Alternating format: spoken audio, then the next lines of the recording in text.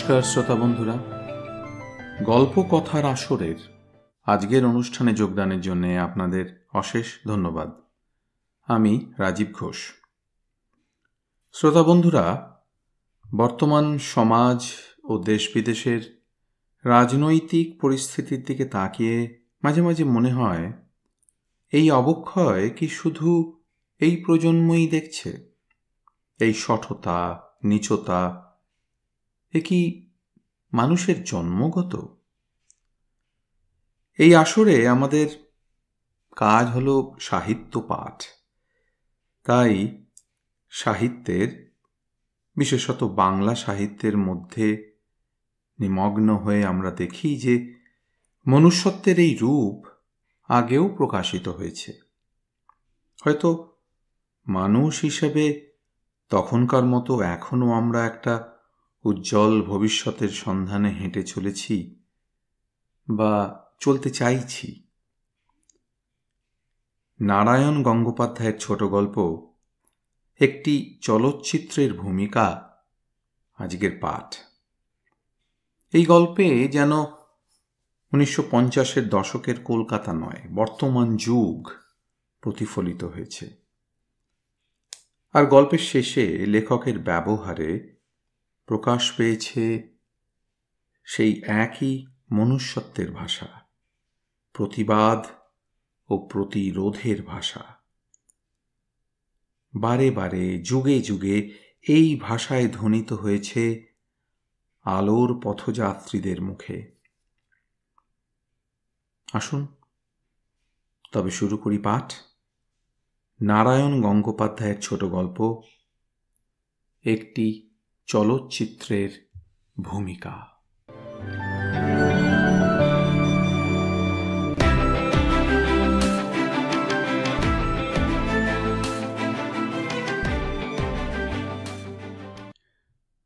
নিত্যানন্দ চৌধুরী কাঁদছিলেন। দেখলে বিশ্বাস হয় না, কিন্তু সত্যিই কাঁদছিলেন। মেদস্ফীত গালের উপর দিয়ে একটির পর একটি জলের ফোঁটা এসে টপ টপ করে টেবিলের ওপরে পড়ছিল। আর আমি বসেছিলাম নির্বোধের মতো, বলবার মতো কোনো কথাই খুঁজে পাচ্ছি না। শুধু এইটুকু বুঝতে পারছি যে এখান থেকে উঠে পালাতে না পারলে রক্ষা নাই। কিন্তু আমি জানি তার কোনো উপায় নেই। নিত্যানন্দ চৌধুরী আমাকে কিছুতেই ছাড়বেন না। আমার প্রতি একটা অমানুষিক ভক্তির আবেগ তার মনে দুর্বার হয়ে উঠেছে। মহাপ্রভু শ্রী চৈতন্যের প্রভাবেও তার ভক্তদের চোখ দিয়ে এমন করে গলদশ্রু ঝরত কিনা সন্দেহ। নিত্যানন্দ চৌধুরী বললেন, বলবো কি মশাই, যেদিন প্রথম আপনার লেখা পড়লাম সেদিনই মনে হলো যেন তার ভেতর দিয়ে আমার প্রাণের কথা শুনতে পাচ্ছি। কি যে ইচ্ছে হয়েছিল, ভেবেছিলাম ছুটে গিয়ে একেবারে আপনার পা জড়িয়ে ধরব, বলবো, স্যার আপনি শাপভ্রষ্ট দেবতা, নইলে এমন করে আমার প্রাণের ব্যথাটা বুঝলেন কি করে? আমি চকিত হয়ে পা দুটো নিজের চেয়ারের নিচে টেনে নিলাম। কিছু বিশ্বাস নেই। ভাব সমুদ্রের তরঙ্গে ভদ্রলোকের সুডৌল বপুটি যেভাবে উৎক্ষিপ্ত হয়ে উঠছে, তাতে যে কোনো মুহূর্তে একটা কেলেঙ্কারি করে বসা অসম্ভব নয় তাঁর পক্ষে। অবশ্য কারণ ছিল। আমার সামনে বসেই ইতিমধ্যে গোটা চারেক পেগ উদরস্থ করেছেন। এর মধ্যেই দশম দশার নানা বিবর্তন দেখতে পাচ্ছিলাম। প্রথমটা পেটে পড়তে বেশ খুশি হয়ে উঠলেন, প্রাণ খুলে রসিকতা আরম্ভ করলেন। দ্বিতীয় পেগ তাঁকে ভয়ঙ্কর উত্তেজিত করে তুলল। মনে হলো এখন যে কোনো মুহূর্তে তিনি যুদ্ধে যেতে পারেন। তৃতীয় পাত্র তাঁকে হঠাৎ বিষণ্ণ দার্শনিকে রূপান্তরিত করল, যেন এই মায়াময় জগৎটার বিরাট ফাঁকিবাজি তিনি উপলব্ধি করে ফেলেছেন। তারপর চতুর্থ পাত্রে এই কাণ্ড।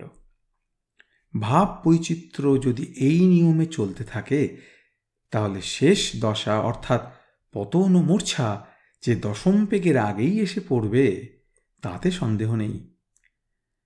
প্রথমে আমাকে যথেষ্ট সাধাসাধি করেছিলেন, তারপর নিদারুণ বিস্মিত হয়ে গেলেন। হ্যাঁ, সে কি মশাই, আপনি গল্প লেখেন, আপনি সাহিত্যিক, অথচ একেবারে নিরামিষ।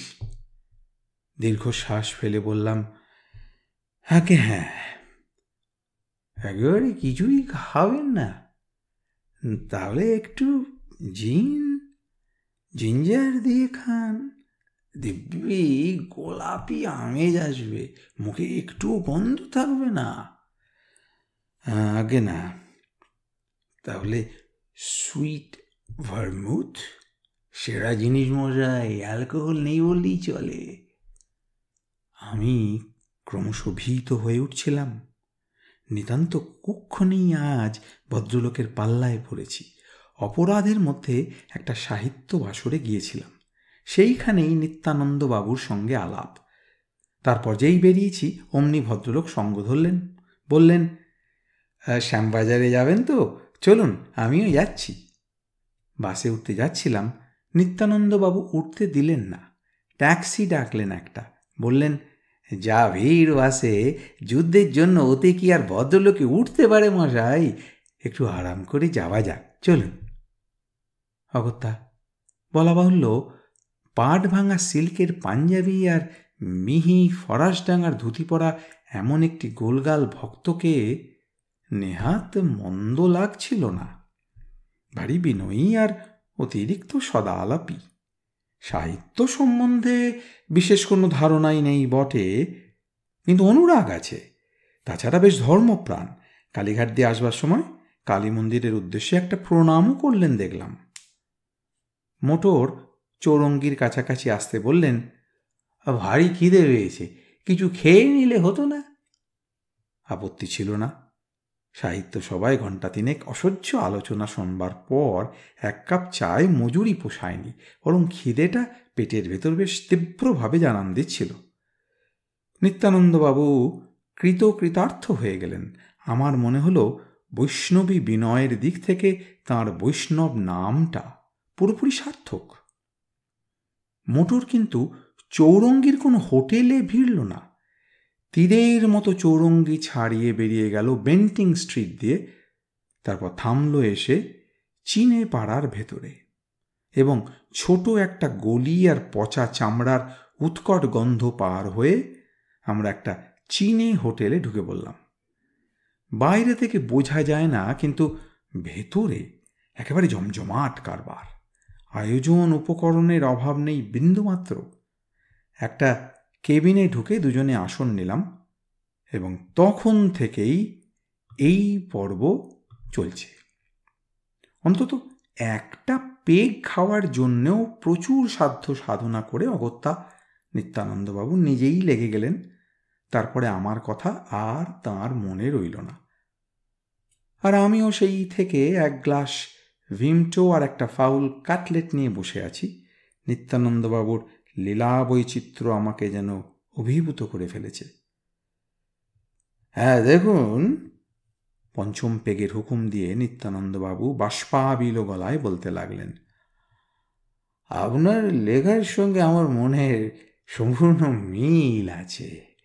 আপনার লেখার ভেতরে আপনি বড় লোকদের তীব্র ভাষায় গাল দিয়েছেন। ঠিক করেছেন, দেওয়াই উচিত। একবার আধবার নয়, 1000 বার।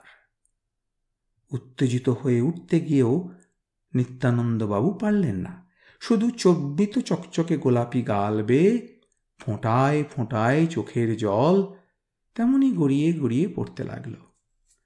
আমি বললাম, ধন্যবাদ। ধন্যবাদ? ধন্যবাদ মানে? তীব্র স্বরে বলতে গিয়ে নিত্যানন্দবাবু অস্বাভাবিক বিকৃত গলায় ভেউ ভেউ করে কাঁদতে লাগলেন। আপনি আমায় ধন্যবাদ দেবেন কি স্যার? সমস্ত দেশের উচিত আপনাকে ধন্যবাদ দেওয়া। মশাই, আমি জানি দেশে গণবিপ্লব আসছে, নতুন যুগ, আর আপনারা হচ্ছেন সেই বিপ্লবের অগ্রদূত, pioneer, Rousseau, Voltaire, Karl Marx, Gorky. একটু থেমে গিয়ে নিত্যানন্দবাবু বললেন, আরও কে কে আছে বলুন দেখি। বললাম, অনেকেই আছেন, কিন্তু তাদের কথা থাক। এবার ওঠা যাক নিত্যানন্দবাবু, বিস্তর রাত হয়ে গেছে। উঠবেন? সে কি? যেন আকাশের জ্যোতির্ময় স্বপ্নলোক থেকে হঠাৎ কঠিন মাটিতে নিত্যানন্দবাবু আছড়ে পড়লেন। উঠবেন কীরকম? আমার গোপন কথাটাই যে আপনাকে বলা হয়নি স্যার। সে কথা আপনাকে না বললে আমি কিছুতেই শান্তি পাব না। আমাকে অকুল পাথরে ভাসিয়ে চলে যাবেন না। কান্নার সঙ্গে সঙ্গে এবারে তার হেঁচকি উঠতে লাগলো। আচ্ছা, মাতালের পাল্লায় পড়েছি, যা হোক। চীনে পাড়ায় এই অপরিচিত হোটেলের উপর দিয়ে রাত ক্রমশ গভীর হয়ে আসছে, আর তার সঙ্গে সঙ্গে একটা অজ্ঞাত আশঙ্কা ছায়ার মতো মনের ওপর দিয়ে বিকীর্ণ হয়ে পড়ছে। এখানে একটা কেবিনে জড়িত ইয়াঙ্কি টানে একটা দুর্বোধ্য আসরিক রাগিনী শুনতে পাচ্ছি। কোথায় যেন তরল গলায় কে খিলখিল করে হেসে উঠল, ঝনঝন করে ভেঙে পড়ল একটা গ্লাস। এখানে আমি যেমন বেমানান তেমনই বিপন্ন। নিত্যানন্দবাবু বললেন, ভাবছেন কেন? এই কলকাতা শহর, ট্যাক্সি করে আপনাকে বাড়ি পৌঁছে দেবো। আর একটু বসুন দাদা, সঙ্গ দিয়ে না একটু ধন্য করুন। দাদা? এই অন্তরঙ্গতার জালটা ক্রমশ বেশি করে জড়াচ্ছে। শেষ পর্যন্ত ফাঁসে আটকে না যাই আপাতত সেইটাই দুশ্চিন্তা হয়ে দাঁড়িয়েছে। নিজের ভাগ্যের হাতেই ছেড়ে দিলাম। অসহায় গলায় বললাম, কি বলবেন বলুন। ততক্ষণে পঞ্চম পেগ এসে পৌঁছেছে। ছোট্ট করে একটা চুমুক দিলেন নিত্যানন্দবাবু। বিশ্বস্ত গলায় বললেন, জানেন মশাই, আমিও আপনাদের দলে। সত্যি নাকি? নিশ্চয়ই। টেবিলে একটা সজোর মুষ্ঠাঘাত পড়ল। না না, সাহিত্য চর্চা আমি করি না, ওসব কি আমাদের বোঝায় মশাই। তবে আমিও চাই গরিবের দুঃখ ঘোচাতে, বড় লোকের অত্যাচার দূর করতে। নিত্যানন্দবাবুর মুখে রেখাগুলো সংকল্পের দৃঢ়তায় কঠোর হয়ে উঠল। ফ্যানের বাতাসে তার শ্যাম্পু করা চুলগুলো উঠতে লাগলো দামি সিল্কের পাঞ্জাবি। দুহাতের হীরের আংটি চোখ ধাঁধিয়ে দিচ্ছিল আমার। ইলেকট্রিকের আলোয় জামা আর আস্তিনের বোতামগুলো ঝকঝক করতে লাগলো। ওগুলোতেও কি নিত্যানন্দবাবু হিরে বসিয়ে নিয়েছেন নাকি? চোখে দামি বিলিতি মদের নেশা স্ফুলিঙ্গের মতো জ্বলছে। দরিদ্রের দুঃখহরণ মূর্তি বটে। আমি বললাম, সাধু সংকল্প। প্রখর থেকে প্রখরতর হয়ে উঠল নিত্যানন্দবাবুর চোখ মুখ। গালের তৈলাক্ত পিণ্ড দুটো কঠিন আর সংক্ষিপ্ত হয়ে আসতে লাগল। ইজিপশিয়ান সিগারেটের টিন থেকে একটা বার করে আমার দিকে এগিয়ে দিলেন তিনি। বস্তি দেখেছেন কখনো? বললাম, দেখেছি। কি দেখেছেন? কতটুকু দেখেছেন? ইজিপশিয়ান সিগারেটের ধোঁয়া রিং করতে করতে নিত্যানন্দবাবু বললেন, আপনাদের চাইতে ঢের বেশি দেখেছি আমি। মর্মে মর্মে বুঝতে পেরেছি সেখানে কত দুঃখ, কত লাঞ্ছনার ভেতরে মানুষ দিন কাটায়। বটে, এবারে আমার আশ্চর্য হওয়ার পালা। হ্যাঁ, বিশ্বাস করুন, জানেন, টালিগঞ্জে আমার নিজেরই একটা বস্তি ছিল। আমি বহুবার সেখানে গেছি মশাই, দেখেছি গরু ভেড়ার মতন সেখানে কেমন করে লোকে দিন কাটায়। কাদা, নোংরামি, ভাঙা ঘর, 2 মিনিট সেখানে দাঁড়ালে দম বন্ধ হয়ে আসে। অথচ সেখানে বাস করে কারা জানেন? আপনিই বলুন। জানেন কারা বাস করে? তারা আপনার আমার মতন ভদ্রলোক নয়, ভালো জামা কাপড় পরতে পায় না, অথচ তারাই হচ্ছে সভ্যতার বুনিয়াদ।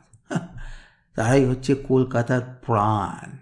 তারা আমাদের মুখে অন্ন যোগায়, কিন্তু তাদের অন্ন জোটে না। তারা আমাদের জন্যে আকাশ ছোঁয়া বাড়ি তৈরি করে দেয়, অথচ তাদের থাকবার জন্যে ভাঙা ঝোপড়ি। কথার তোরে নিত্যানন্দবাবুর 2 কষে ফেনা দেখা দিল, আর আমি চমকে উঠলাম। কার মুখে কি শুনছি? তবে এতক্ষণ কি ভুল বুঝেছিলাম আমি? দৈত্যকুলে ছদ্মবেশী প্রহ্লাদকে চিনতে পারিনি? ওই সিল্কের জামা, ফরাসডাঙ্গার ধুতি, হীরের আংটি, চুলের শ্যাম্পু, এগুলো কি সবে নিতান্তই মরীচিকা? মনের মধ্যে সোডার ফেনার মতো শ্রদ্ধার আকস্মিক উচ্ছ্বাস বিজবিজ করে উঠল। আমি ভিমটোর গ্লাসে চুমুক দিতে ভুলে গেলাম। নির্নিমেষ বিহ্বল দৃষ্টিতে তাকিয়ে রইলাম নিত্যানন্দবাবুর মুখের দিকে। বিশ্বাস করুন, কি আত্মগ্লানি বোধ করলাম আমি। নিত্যানন্দবাবু বলে চললেন, এ অন্যায়, নিতান্ত অন্যায়। এর প্রতিবিধান করতে হবে, যেমন করে হোক এর একটা ব্যবস্থা করতেই হবে। বলবো কি মশাই, ভাবতে ভাবতে আমার আহার নিদ্রা একেবারে বন্ধ হয়ে গেল। আমি মুগ্ধ চিত্তে শুনে যেতে লাগলাম। সত্যি একটা শিক্ষা হয়ে গেল আজকে। মানুষকে কত সহজে ভুল বুঝি আমরা। এই নিত্যানন্দবাবু সম্বন্ধেই কত না আবল তাবল ধারণা এতক্ষণ আমার ভেতরে ঘুরপাক খাচ্ছিল। আপনি নিশ্চয়ই ওই বস্তির উন্নতি করে দিলেন। বস্তির উন্নতি? নিত্যানন্দবাবু সবেগে আবার কেঁদে ফেললেন। এ কথা আপনিও বললেন স্যার? বস্তির উন্নতি? আরে বস্তি কেন থাকবে বলতে পারেন? কেন মানুষ এমন করে অপমান সহ্য করবে? যেদিন দেশ থেকে আমরা বস্তিকে একেবারে তুলে দিতে পারবো, বুঝবো সেদিনই দেশে সত্যিকারের স্বাধীনতা এসেছে। আমার চমক লাগলো। হ্যাঁ, আপনি খাঁটি কথাই বলেছেন। ওই বাজে কথা আমি বলি না মশাই, যা বলি অনেক ভেবে বলি। দেখুন, পুঁথি পড়ে কথা শেখবার অভ্যাস আমার নেই। নিজের চোখে যতটুকু দেখি, যতটুকু বুঝতে পারি, তাই আমার সঞ্চয়। আমি শুধু বলতে পারলাম, চমৎকার। রুমালটা চোখের জলে অনেক আগেই ভিজে স্যাঁতস্যাঁতে হয়ে গেছে। এবার জামার হাতায় চোখ মুছতে লাগলেন নিত্যানন্দবাবু। সত্যি ভারী কোমল মন আমার। এসব অত্যাচার অবিচার আমাকে বড় কষ্ট দেয়, বুঝলেন? তাই যারা এর প্রতিবাদ করে তাদের ভারী শ্রদ্ধা করি আমি। আরে সেই জন্যই তো বলছিলাম, আপনি আমার প্রাণের কথা না একেবারে আঁচড়ে বের করে ফেলেছেন। আপনি আমার নমস্য। কান্না বন্ধ করে নিত্যানন্দবাবু একেবারে শিবের মতো ধ্যান গম্ভীর হয়ে বসলেন। খুব সম্ভব পঞ্চম পেগের ফল। চোখ দুটো ধূত্রর বিহ্বল মহাদেবের মতোই ঢুলু ঢুলু হয়ে এসেছে। আর আমারও যেন কেমন ঘোর লাগছে। ঘ্রাণেই অর্ধভোজনের ফল হয়েছে নাকি ঝাঁঝালো হুইস্কির গন্ধ স্নায়ুর মধ্যে ঢুকে কি আমাকেও অবশ আর অচৈতন্য করে ফেলেছে? রাত বাড়ছে। চীনে পাড়ার এই নিরিবিলি হোটেলটার উপর দিয়ে নামছে বিচিত্র মাদকতা। যারা কথা বলছে তাদের প্রত্যেকের কথাই জড়ানো। ইংরেজি, বাংলা, হিন্দি, উর্দু, চীনে ভাষায় মিলিত কলগুঞ্জন বাজছে। নিত্যানন্দবাবুর গ্লাসে উজ্জ্বল সোনালি পানীয় টলটল করছে, আর বেশ কাব্যমণ্ডিত ভাষায় তিনি শোনাচ্ছেন নিপীড়িত মানবের বাণী। মনে হতে লাগলো নিত্যানন্দবাবুর সঙ্গে আমার এই আকস্মিক পরিচয় এ একটা মস্ত বড় সৌভাগ্য ছাড়া আর কি। কয়েকটা ঘোর লাগা মুহূর্ত কেটে গেল। বললাম, হ্যাঁ, আপনার ওই বস্তির কথা কি বলছিলেন? হ্যাঁ, সেই জন্যই তো আপনাকে আটকে রাখছি। ইজিপশিয়ান সিগারেটে লম্বা টান দিয়ে নিত্যানন্দবাবু বললেন, আপনার একটু সহায়তা চাই স্যার। সহায়তা চাই? কি সহায়তা? মানে? নিত্যানন্দবাবু বললেন, আপনাকে সেজন্য যথাযোগ্য পারিশ্রমিক দেওয়া হবে। বিস্ময়ের ওপরে বিস্ময়। নিত্যানন্দবাবুর বস্তির সম্পর্কে আমি এমন কি করতে পারি যে তার জন্যে আমাকে পারিশ্রমিক দেওয়া হবে? প্রপাগান্ডা করতে হবে, লিখতে হবে জ্বালাময়ী প্রবন্ধ? বললাম, কি করতে হবে? বেশ ভালো করে একটা সিনেমার গল্প লিখে দিন। দুস্থ মজুর, পীড়িত, নির্যাতিত, বড় লোকের অত্যাচারে কেমন করে মরে যাচ্ছে তার একটা নিদারুণ ছবি এঁকে দিন দেখি। নিত্যানন্দবাবু আর একটা সিগারেট আমার দিকে বাড়িয়ে দিলেন। দেখিয়ে দিন শোষণের ভয়ঙ্কর রূপ। কেমন যেন ঘাবড়ে গেলাম। আপনার বস্তি থেকে ছবি তুলবেন বুঝি? বাস্তবকে ফুটিয়ে তুলবেন? কোথায় বস্তি? আর মানুষের এই অপমান, মনুষ্যত্বের এই বিকার, এই কি আমি সহ্য করতে পারি মশাই? আমার কোমল প্রাণ, ভারী কোমল প্রাণ। ঢুলু ঢুলু চোখে নিত্যানন্দবাবু আমার দিকে তাকিয়ে রইলেন। তাহলে বস্তির কি হলো? কি আবার হবে? সদাশিবের মতো নিত্যানন্দবাবু বললেন, তুলে দিলাম।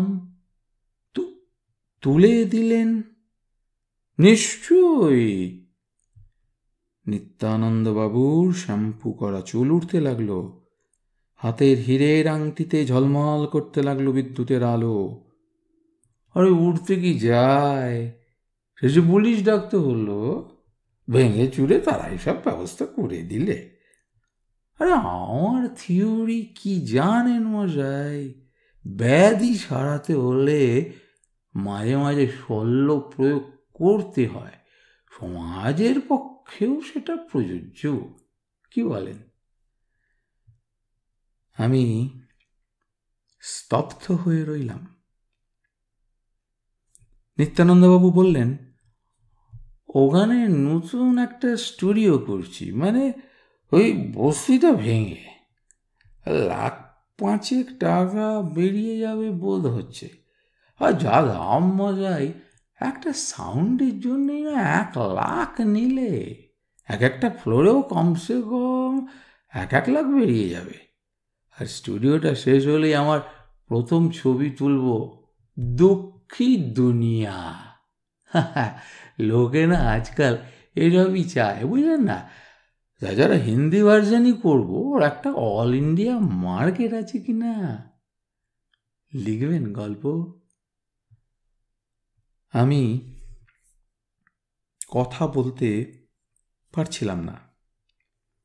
কে যেন আমার জিভটা ভেতর দিকে টেনে ধরেছে। ইয়াঙ্কি ভাষায় দুর্বোধ্য গানটা ক্রমশ প্রচণ্ড থেকে প্রচণ্ডতর হয়ে উঠছে। নিত্যানন্দবাবুর বোতামে যা জ্বলছে ওগুলো কি হিরে? তাছাড়া দুর্ভিক্ষেরও তো একটা ছবি দিতে যায়, লোকে খুব এক্সাইটেড হবে। দিন না দাদা একটা গল্প লিখে, পারিশ্রমিক যা চান। আমি দাঁড়িয়ে উঠলাম, বললাম, গল্প আপনার দরকার হবে না। আবার দুর্ভিক্ষ আসছে, রাস্তা থেকে ছবি তুলে নিলেই চলবে। আর দুঃখী দুনিয়া নামটাও সার্থক হবে। অল্প খরচায় ঢের বেশি লাভ করতে পারবেন। নিত্যানন্দবাবু বিহ্বলভাবে তাকিয়ে রইলেন। কথাটা বোঝবার চেষ্টা করতে লাগলেন, কিন্তু আমি আর দাঁড়াতে পারলাম না। যেন দমটা আটকে আসছিল। ছুটে নেমে এলাম রাস্তায়। ঝোড়ো হাওয়ার মতো এক ঝলক রাত্রির বাতাস আমার মুখে চোখে ঝাপটা দিয়ে গেল।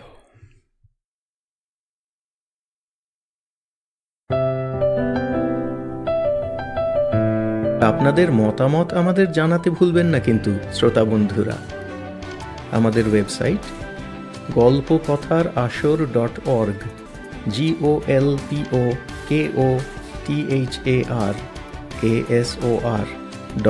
golpokothar.org